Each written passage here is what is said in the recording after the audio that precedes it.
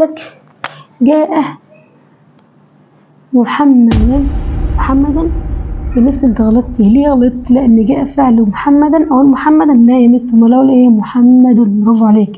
يبقى جاء محمد ضاحكا. اقف بقى هنا كده واسال نفسك سؤال، او اسال نفسي ايه يا مس؟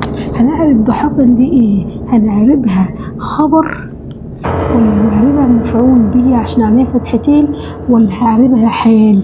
هقول لك بس اولا جاء دي فعل، يبقى الجمله بتاعته تتكون من فعل وفعل ومفعول. اقول لك اصبر بس ما تتسرعش.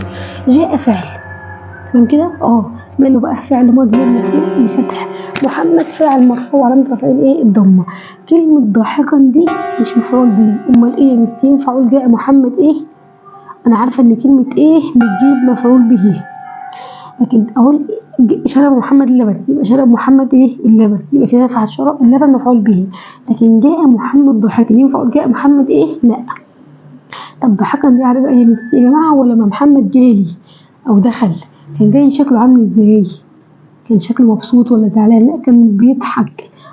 يبقى حال محمد.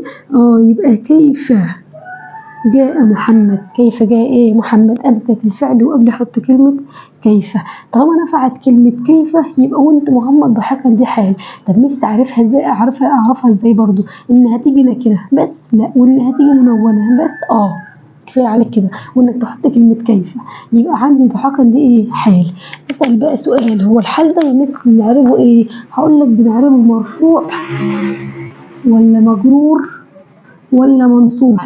نكتب بسرعه كده ايه عشان كده الخط مش مظبوط قوي. ماشي، هقول له لا يا عم الحاج قدامك فتحتين هو يبقى منصوب، حال منصوب. يعني كده حال منصوب ايه؟ الفتحه. واحد يقول لي طب لسه هغلش شويه، معلش الحال هنا جاي نوعه مفرد ولا جمله ولا شبه جمله؟ هقول له اسالك سؤال، شبه الجمله ده كده بيدخل الظرف او الجر والايه والمجرور. جميل، وده ما ينفعش اصلا.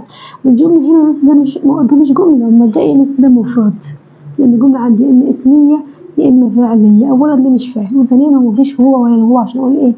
عشان اقول ان جمله. امال ايه بس مفرد طالما كلمه ايه؟ كلمه واحده.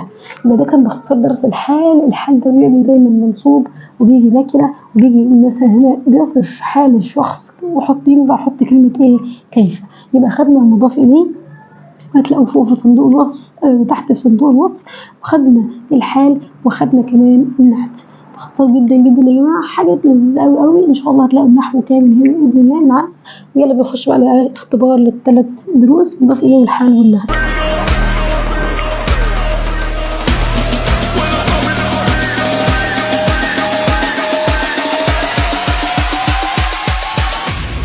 When I come in the arena